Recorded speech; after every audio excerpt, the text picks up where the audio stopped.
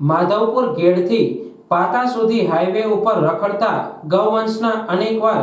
Road અકસ્માત સર્જાતા હોય ત્યારે માંગરોળ માળિયાના ધારાસભ્ય ભગવાનજીભાઈ કરગઠિયાના પુત્ર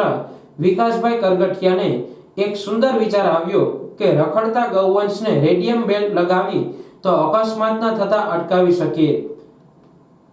આ કાર્ય કરવા માટે વિકાસભાઈ કરગઠિયા દ્વારા Porbandar traffic police PSI KB Chauhan સાહેબની સાથે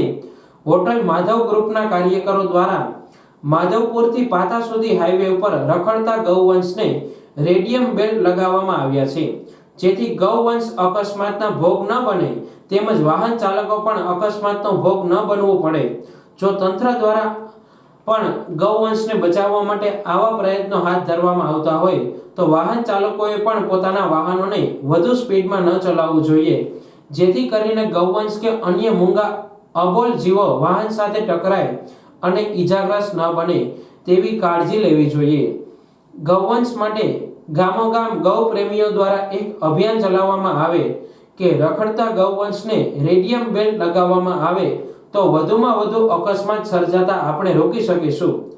વિકાસભાઈ કરગઠિયા તેમજ Porbandar traffic PSI KB Chauhan તથા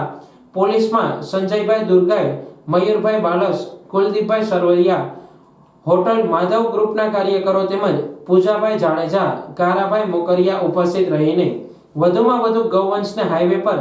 રેડિયમ બેલ્ટ લગાવી સાથોસાથ 20 કિલોથી વધુ લાડવા બનાવીને ગૌવંશને ખવડાવવામાં આવ્યા હતા।